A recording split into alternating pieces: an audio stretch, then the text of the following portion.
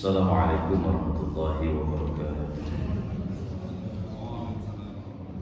Bismillahirrahmanirrahim. Subhanakallahumma rabbana la ilma lana illa ma 'allamtana innaka antal alimul hakim. Wa tub 'alaina innaka antat tawwabur rahim. Taqabbal minna innaka antas samiul alim. Wa 'allimna min ladunka 'ilman nafi'an ya dzal jalali wal ikram. Allahumma iftah lana 'ilmataka وانصر علينا رحمتك يا ذا الجلال والإكرام والحمد لله رب العالمين. بسم الله الرحمن الرحيم. الحمد لله رب العالمين والصلاة والسلام على أشرف الأنبياء والمرسلين وعلى آله وصحبه أجمعين أما بعد.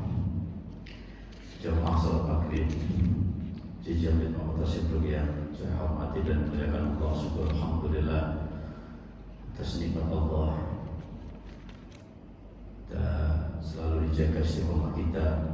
Mudah-mudahan apa yang kita niatkan, apa yang kita lakukan dicatat sebagai amal yang soleh, dicatat sebagai amal penyebab datangnya ridha rahmat Allah dan terbukanya pintu-pintu surganya Allah Subhanahu wa Ta'ala. Baik, dibuka halaman 138 ya, 149 hadis nomor 598. Bismillahirrahmanirrahim. Qala musannif rahimahullahu ta'ala wa nafa'ana bi wa bi'udhumi fid darain amin. Wa anhu radhiyallahu anhu qala. Hadis masih riwayat oleh Ibnu Abbas radhiyallahu anhu, semoga Allah meridhai beliau. Bahwasanya kan Al-Fadl bin Abbas, dan salah satu sahabat yang namanya Fadil bin Abbas radhiyallahu anhu, semoga Allah meridhai anhuma keduanya. Radifa Rasulullah sallallahu alaihi wasallam. Jadi suatu saat Fadil bin Abbas ini dibonceng naik tunggangan dengan baginda Rasul di belakang. Naik tunggangan sama baginda Rasul di belakangnya Fadil bin Abbas. Kemudian fajaat imra'atun, datang seorang perempuan. Fajaat, datang imra'atun, seorang perempuan min Khas'am, dari daerah Khas'am. Faja'al al-Fadlu yanzuru ilaiha, maka menjadikan siapa Fadil bin Abbas itu yang duru ilaiha, melihatnya. Dan seorang perempuan datang, Fadil melihat perempuan tersebut. Wa tanzuru ilaihi, dan begitu pula perempuan itu melihat Fadil bin Abbas. Wa ja'ala an-nabiyyu yasrifu wajhal Fadil, kemudian Rasulullah sallallahu alaihi wasallam memalingkan, yasrif, memalingkan wajhal Fadil, ya, wajahnya Fadil karena melihat perempuan dipalingkan dan berbeda Rasul ila syakkil akhar, ke arah yang lain, bukan ke arah perempuan itu. Ini satu hukum juga, ya. Kalau memang melihat perempuan, jadi refleks Rasulullah memalingkan kepala. Faqalat ya Rasulullah, ya Rasulullah. Kemudian berkata perempuan itu, faqalat, berkata perempuan itu, ya Rasulullah, inna faridatallah ala ibadihi fil hajj. Sesungguhnya Allah mewajibkan ala ibadihi fil haji, atas ibadah haji. Nah, atrakas abi syaikhan kabiran, saya mempunyai seorang bapak yang sudah tua renta, syaikhan kabiran, la yasbutu ala biha, yang tidak bisa duduk di atas tunggangan atau kendaraan. Ya sudah, pokoknya udah tua renta, lumpuh lah, ini sudah di rumah bisa kemana-mana. Afa hujja anhu, apakah aku boleh berniat menghajikan orang tua saya yang sudah tidak mampu untuk melakukannya, bahkan harapan sembuh itu udah tipis karena udah tua, ya. Jadi orang tuanya itu udah harapan sembuh itu berat. Perempuan itu bertanya kepada baginda, apakah boleh saya menghajikan beliau ya Rasulullah? Gitu. Maka Rasulullah Shallallahu Alaihi Wasallam menjawabnya, qala na'am, iya boleh. Ya, wadhalika fi hajjil wada, kejadian ini pas di haji wada, pas melakukan haji wada, haji perpisahan. Maka ada yang mengatakan Rasulullah SAW itu berapa kali haji? Ada yang mengatakan seumur sekali. Seumur itu sekali haji wada itu setelah hijrah dari Makkah ke Madinah. Ada yang mengatakan 3 kali, 2 kali sebelum hijrah, 1 kali sesudah hijrah, gitu. Ini Rasulullah. Kalau umroh, ada yang mengatakan 4 kali. Oh Allah, namanya sejarah akan berbeda-beda. Ya. Cuma yang paling kuat itu sekali dalam seumur hidupnya haji wada, disebut haji wada, haji perpisahan. Nah, cerita ini kebetulan pas Rasulullah melakukan haji wada. Nah, sekali lagi, jadi hukum menghajikan orang tua kita yang udah tua renta, yang nggak ada kemungkinan untuk sembuh sehat walafiat untuk bisa haji itu kayaknya berat, gitu. Maka hukumnya boleh untuk kita hajikan.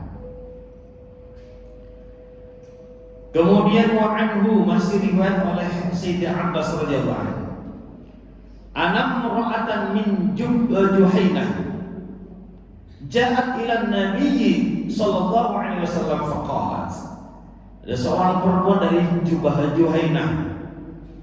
Nah, perempuan ini datang kepada baginda Rasul sallallahu alaihi wasallam faqalat, maka mengatakan, perempuan itu berkata, inna ummi nadartu anna tahujja walam tahujjah hatta macat.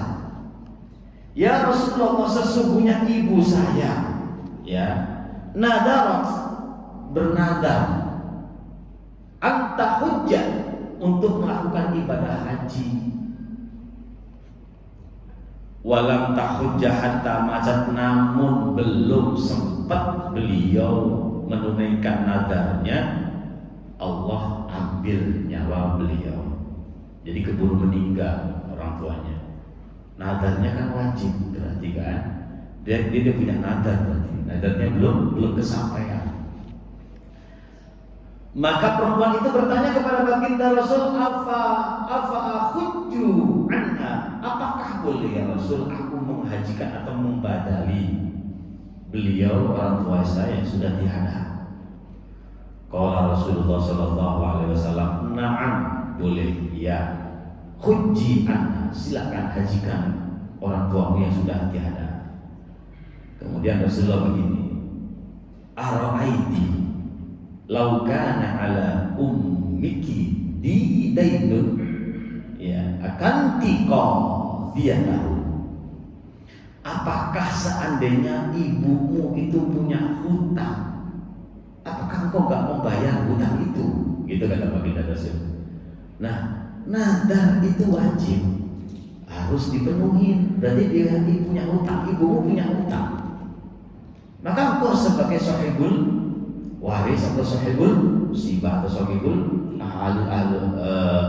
keluarganya, gitu ya, berkena kewajiban. Ya, apalagi engkau mampu, terkecuali dia nggak mampu. Ya, terkecuali dia nggak mampu. Nah, seandainya dia nggak mampu, tetap dia wasiat dulu kepada anaknya. Kalau dia nggak mampu saat itu, ya, anaknya sendiri nggak mampu untuk membayar atau melunasi nadarnya melakukan ibadah haji. Nah, ketika dia nggak mampu, dia harus wasiat kepada cucunya atau anaknya itu. Nenekmu punya nadar, nanti kalau kau punya rezeki, tolong tebus nadar itu. Kalau ada rezeki, ibu saat ini belum ada rezeki, nanti takut ibu keburu meninggal, belum sempat memenuhi, ya, melunasi nadar nenek kamu. Jadi kamu sebagai cucunya, tolong nanti kalau ada rezeki badali. Nah, seperti itu, karena terus itu yang wajib. terus kalau belum dipenuhi, karena dia nazar itu kan wajib dipenuhi. Gitu. Nah, iqdallaha fallahu haqqu bil wafa. Lakukanlah itu karena Allah lah yang lebih berhak ya atas segala ibadah yang kita lakukan. Maksudnya ketika kita niat ibadah, kita niatkan buat siapa-siapa, tapi lakukan karena Allah. Jangan murni karena dia saja, karena orang tua kita. Lakukan karena Allah, hadiahkan, diniatkan buat fulan atau siapa begitu. Tapi tetap niat itu nggak boleh dirubah hanya karena Allah. Saya melakukan memenuhi nadar orang tua saya karena Allah. Saya melunasi hutang-hutang orang tua saya karena Allah. Gitu. Jangan karena orang tua saja, tapi karena Allah, akan betul-betul itu menjadi ibadah. Ya, yang mana ibadah itu akan memberikan hadiah terindah buat orang yang kita niatkan, orang yang kita kirimi ibadah itu. Gitu ya. Selanjutnya wa anhu radhiyallahu anhu, masih riwayat oleh Ibnu Abbas radhiyallahu anhu. Qala, berkata Sayyidina Abbas, qala Rasulullah sallallahu alaihi wasallam, bahwasanya Rasulullah sallallahu alaihi wasallam bersabda, ayyuma sabiyyin hajja summa balagal hinta. Apabila seorang anak-anak sobi itu ya anak-anak ya yang masih belum balik nantinya, masih belum balik sobi. Apabila seorang anak-anak melakukan ibadah haji summa balagha khinsa, kemudian dia tumbuh dewasa atau tumbuh akil balik, ya sudah menjadi mukallaf, ya sudah punya kewajiban, itu akil balik lah, sudah mempunyai kewajiban, ya udah wajib sholat, wajib segalanya, perintah-perintah agama harus dilaksanakan, larangan harus itu udah akil balik. Fa'alaihi ayyahujja hajjatan ukhra, gitu. Apakah fa'alaihi hajjah, maka baginya nanti wajib untuk melakukan ibadah haji di kesempatan yang lain ketika dia sudah menginjak akil balik, padahal dia sudah haji di waktu kecilnya. Namun ketika sudah dewasa mempunyai kemampuan, ya udah lakukan haji lagi. Wa ayyuma 'abdin hajja, sama seperti seorang budak ya melakukan ibadah haji beserta majikannya. Summa aqtaqa alai, kemudian dia dimerdekakan oleh budaknya, merdeka, udah nggak jadi budak lagi ya. Fa'alai, maka dia terkena kewajiban ayyahujjah untuk melakukan ibadah haji hajjatan ukhra, di kesempatan lain. Kalau dia punya kemampuan, dia selama menjadi budak, dia diajak haji majikannya. Ya, terus kemudian dimerdekakan jadi seorang yang merdeka, maka dia terkena kewajiban ketika dia diberikan kemampuan oleh Allah Subhanahu wa taala. Anak kecil juga seperti itu. Kita punya anak kecil diajak haji bareng, belum balik. Dia dewasa, kemudian dia jadi orang kaya, maka dia terkena kewajiban lagi. Ini menurut salah satu, menurut hadis ini. Tapi ada yang berpendapat ketika anak kecil itu haji, ya, umpamanya SD kelas 3, SD kelas 4 diajak pergi haji. Nah, dia udah gugur kewajibannya. Ada yang berkata begitu. Dia sudah gak kena kewajiban lagi.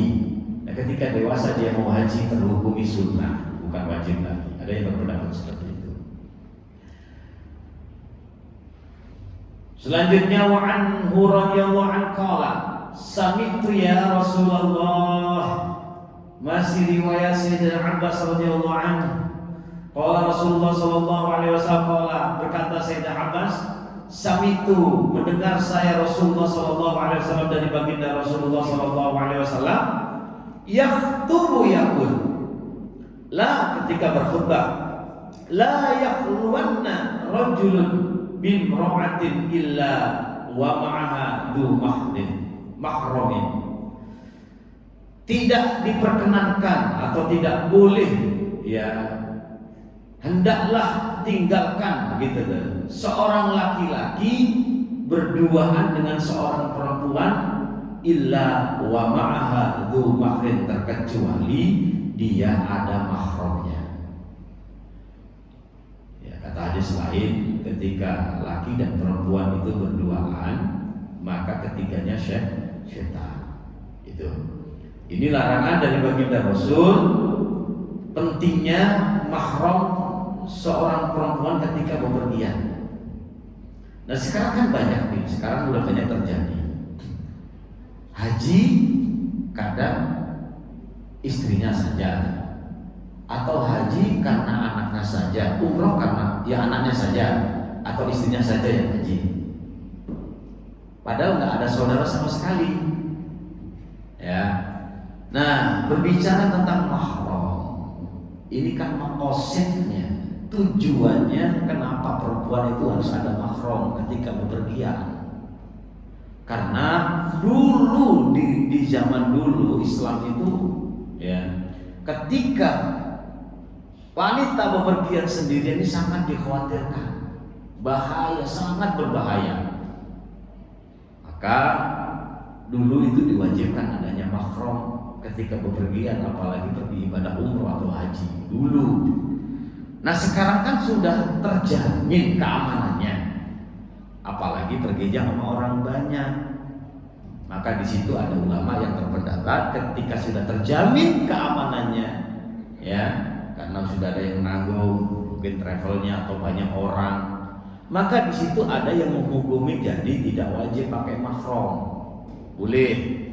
Ya saat ini kita kan sudah menyaksikan bersama banyaklah anak yang haji yang sendirian, nggak ada mahram, padahal nggak ada saudara, nggak ada mahramnya, ya pokoknya pergi sendirian, atau perempuan terus sendiri tanpa mahram.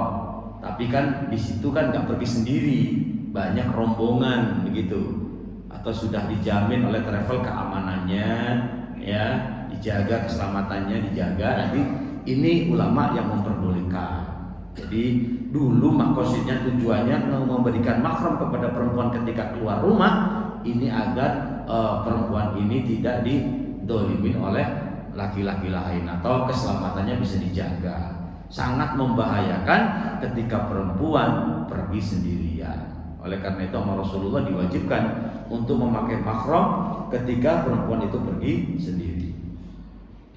Wala tusafirul mar'ah, ya, jangan engkau bepergian seorang perempuan illa ma'adi mahrin, terkecuali ada mahramnya. Ini masih dulu. Faqama rajulun, gitu. Faqala ya Rasulullah, maka ada seorang laki-laki berdiri berkata, ya Rasulullah, innam ro'ati kharajat hajatan, sesungguhnya istri saya ya keluar ya dengan melakukan ibadah haji. Wa inni dan saya tutibtu fi ghazwah, saya sedang ikut program militer atau mau persiapan perang, jadi nggak bisa menemani hajinya seorang istrinya. Ya, kada wa kada faqala, Rasulullah SAW berkata, intalik fakhujja ma'a imra'atik, susul istrimu, ya, temenin dia untuk melakukan ibadah haji. Itu zaman dulu. Kalau sekarang kan sudah katanya suaminya sendiri dulu, kemudian istrinya udah biasa itu ya. Karena apa? Ya udah terjamin keamanannya. Dulu kan enggak. Ya dulu kan siapa yang menjamin gitu? Pergi-pergi sendiri gitu. Maka itu harus pakai mahram. Sekarang sudah termansuh ya, intinya tujuan maqasidnya dulu itu karena khawatir ya kalau ketika perempuan itu pergi sendirian maka diharuskan untuk memakai mahram. Selanjutnya wa'an radhiyallahu an anna Nabi sallallahu alaihi wasallam, sesungguhnya baginda Rasulullah sallallahu alaihi wasallam sami'a rajulai yaqul, Rasulullah mendengar seorang laki-laki berkata, labbaika an syukramah, ya, dia niat melakukan haji karena si fulan, karena saudaranya, gitu. Badal lah istilahnya, membadalkan haji. Qala, berkata baginda Rasul, man rumah, siapa rumah itu? Itu kata baginda Rasul. Qala, berkata orang itu, seorang laki-laki itu, akhulli, itu saudaraku, au qaribulli, atau famili saya, gitu. Jadi katanya itu saudara saya atau famili saya.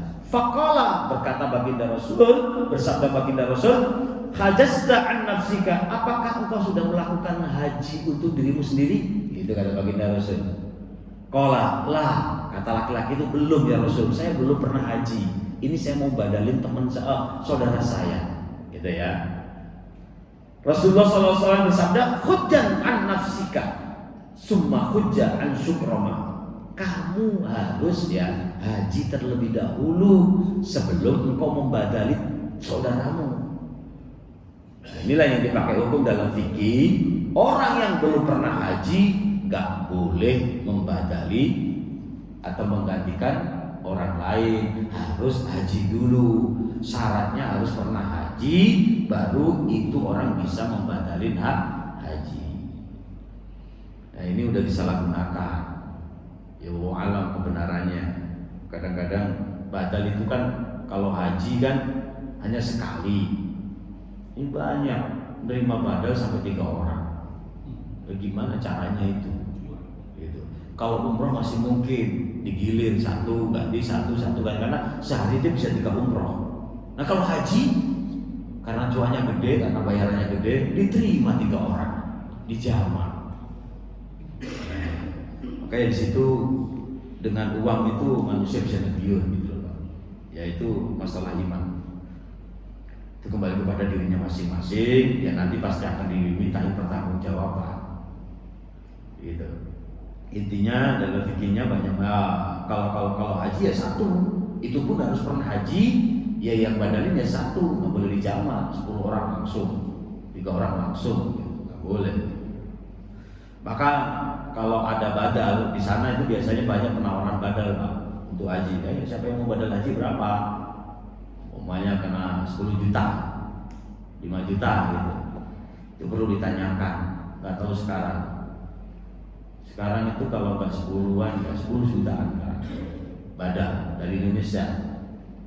Nanti itu pun orang travel bukan berangkatin dari sini, bayar biaya gede kena pesawat. Jadi orang travel nyari orang yang di sana, orang mukimin sana. Biasanya begitu. Nggak tahu sekarang. Di tahun kemudian di 2 tahun sebelum, di tahun berapa itu masih 10 juta. Itu badal haji. Nah, kadang-kadang berani mahal karena uangnya besar, akhirnya 3 orang, 5 orang dijama. Nah, itu yang tidak diperbolehkan. Harus 1 orang. Nah, kalau umroh boleh, kan bisa berkali-kali umroh. Terima orang 10, ya boleh diganti besok, dicicil kan bisa sekuat tenaganya. Ya kalau umroh, waktunya kan bebas. Kalau haji kan waktunya cuma sekali itu. Gitu. Nah, itu ya. Jadi hukum membadalin haji menurut hadis ini harus orang yang membadali itu haji dulu atau haji terlebih dahulu ya. Jadi nggak boleh dia belum haji terus membadalin, nggak boleh hukumnya. Terakhir, wa anhu radhiyallahu anhu qala khatabana Rasulullah sallallahu alaihi wasallam, bahwasanya Rasulullah sallallahu alaihi wasallam khutbah. Faqala innallaha kataba alaikumul hajj, sesungguhnya Allah menulis atas ibadah haji. Faqala Aqra bin Habis, berdirilah salah seorang sahabat yang bernama Aqra bin Habis. Faqala afi kulli 'am ya Rasul, apakah itu setiap tahun ya Rasulullah? Itu ditanya. Rasulullah ditanya oleh Aqra bin Habis, apakah itu setiap tahun ya Rasul? Qala lau qultuha lajabat, kalau aku bilang iya tiap tahun maka haji diwajibkan nantinya. Maksudnya diwajibkan tiap tahun gitu kan. Nah, Rasul bersabda al-hajju marrah, haji itu sekali seumur hidup yang wajib. Ya, sekali seumur hidup. Famazata, kalau kau ingin lebih 2 kali 3 kali, fahuwa tatawwu, maka dia terhukumi sunnah, tidak wajib. Ya, jadi yang haji itu sekali seumur hidup, ya cuma sekali yang wajib. Itu pun jika mampu, ya. Kalau ada kemampuan baik materi, tenaga dan lain sebagainya, itu harus memenuhi syaratnya, baru dia terkena hukum wajib sekali seumur hidup. Ya, kalau umroh ya udah sama sekali seumur hidup, yang lain jadi sunnah begitu. Berkali-kali haji. Nah pertanyaannya begini, ini kita nggak bisa. Maksudnya pertanyaan begini, baik mana kita haji berkali-kali, apa uang kita umroh berkali-kali atau haji berkali-kali, atau uang itu digunakan untuk orang yang tidak pernah haji atau untuk dia pernah umroh. Nah, itu pertanyaannya kan, kadang-kadang orang kan pergi umroh tahun 3 kali, ada yang 4 kali, gitu kan. Nah pertanyaannya, apakah lebih baik uang itu digunakan untuk orang lain yang nggak pernah umroh, apa kita pakai sendiri? Semakin sering semakin bagus. Itu tergantung niat kita, ya, tergantung niat kita. Kalau benar-benar murni karena ibadah, karena nikmatnya ibadah umroh, itu bagus-bagus aja. Tapi kalau ingin dilihat orang berkali-kali haji, berkali-kali umroh, nah itu nanti urusannya berbeda. Lebih baik, ya, orang yang disuruh berangkat karena kita sudah pernah umroh atau pernah haji. Wallahu a'lam bishawab. Baik, sampai sini ada pertanyaan? Baru Pak Juan. Wassalamualaikum warahmatullahi wabarakatuh.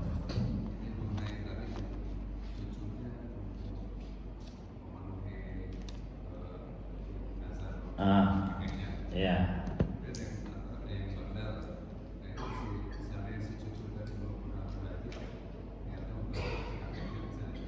Nggak boleh, tetap nggak boleh. Cucunya harus pernah haji dulu, gitu. Cucunya harus haji dulu, sama dengan badan. Dia nadarnya harus dihaji dulu, begitu kan? Atau kalau enggak begini, dia punya duit, dia belum haji, nyuruh orang yang udah pernah haji. Dia punya duit nih, saya punya duit cuma cukup 1 orang berangkat haji, ya. Nah, dia mau badalin belum haji, mau menyelesaikan nadar orang tuanya tadi belum haji.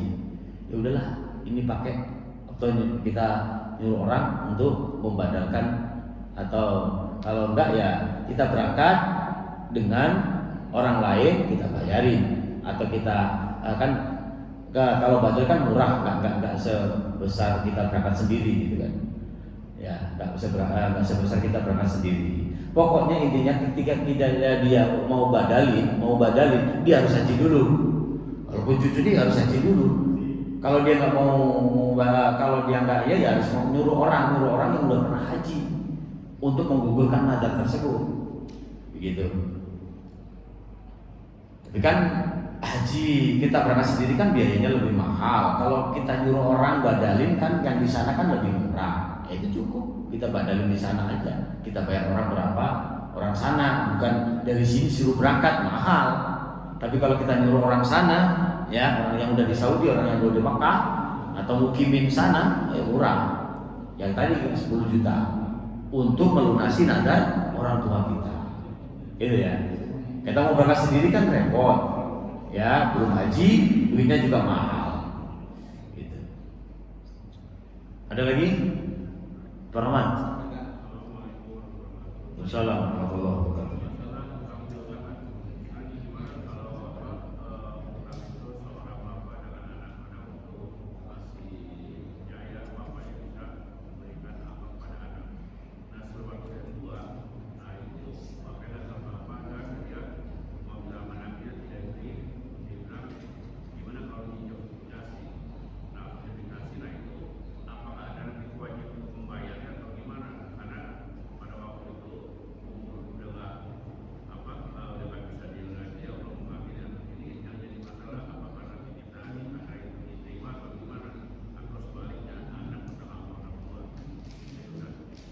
Maksudnya anak orang tua pinjem gitu. Nah, itu apakah wajib membayar gitu utangnya? Nah. Baik. Kalau begini, jadi kalau orang tua, ini yang saya tahu ya, ini yang saya tahu. Jadi kalau orang tua ke anak itu tanpa membayar pun nggak apa-apa kalau orang tua. Tapi kalau anak ke orang tua, dia akadnya pinjem, harus dibayar. Kenapa kok orang tua enggak? Lah karena kalau dihitung balas budinya mah enggak kebayar. Kalau hitung-hitung balas budi loh ya. Gitu. Tapi kan kadang-kadang kalau sudah akad utang ya saya bayar walaupun itu anak sendiri, saya pinjam ke anak sendiri. Itu seandainya enggak terbayar pun ya enggak apa-apa kalau orang tua. Tapi kalau anak ya tergantung.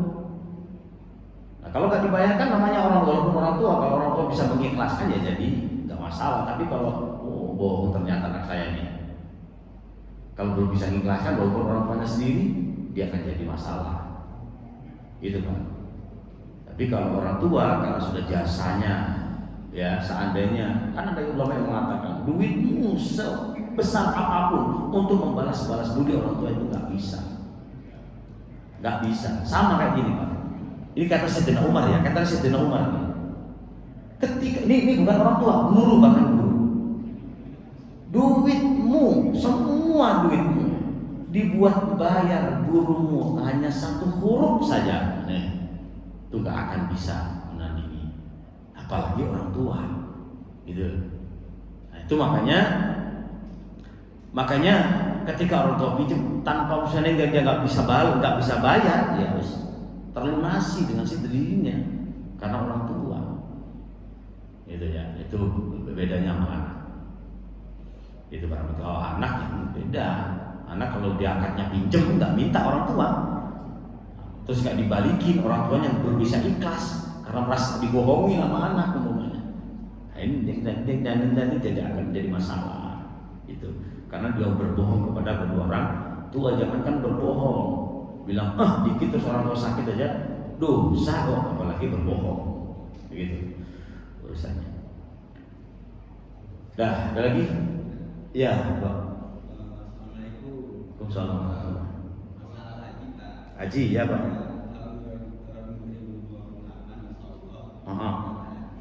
Ya, amin.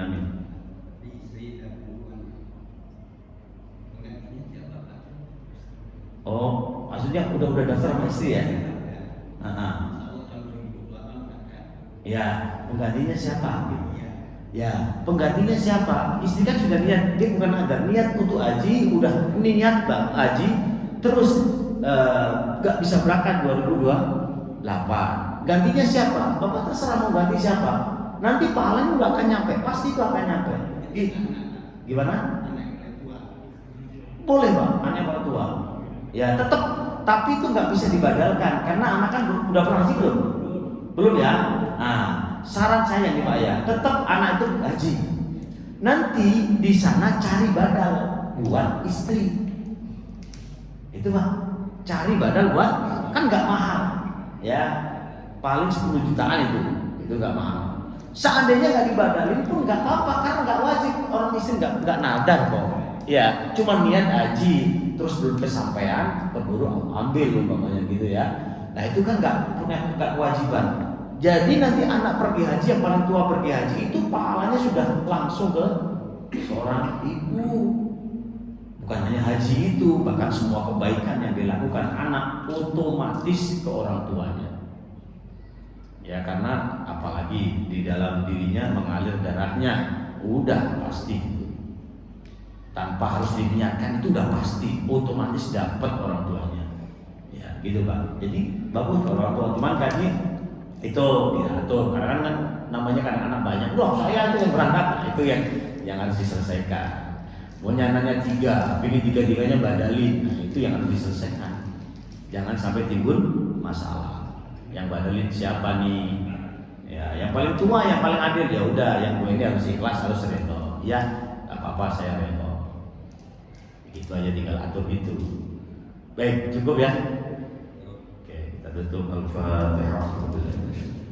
Bismillahirrahmanirrahim. الحمد لله رب العالمين الرحمن الرحيم مالك يوم الدين إياك نعبد وإياك نستعين اهدنا الصراط المستقيم صراط الذين أنعمت عليهم غير المغضوب عليهم ولا الضالين استغفر الله العظيم استغفر الله العظيم استغفر الله العظيم بسم الله الرحمن الرحيم اللهم صل وسلم وبارك على سيدنا محمد وعلى آل سيدنا محمد الحمد لله رب العالمين حمد الشاكرين حمد الناعمين حمد يوافي ويكافئ مزيدا يا ربنا ولك الحمد ولك الشكر كما ينبغي لجلال وجهك الكريم وعظيم سلطانك اللهم صل وسلم وبارك على سيدنا محمد صلاة توسع بها لنا الرزق وتحسن بها لنا الاخلاق وعلى اله وصحبه وسلم اللهم بارك لنا يا في شعبنا وبلغنا رمضان بلغنا رمضان خص مقاصدنا طول اعمارنا يا رب اغفر ذنوبنا برحمتك يا ارحم الراحمين اللهم ارزقنا الاستقامه وحسن خاتمه اللهم اجعلنا يا رب اخر كلامنا من الدنيا على العباده نقول لا اله الا الله محمد رسول الله صلى الله عليه وسلم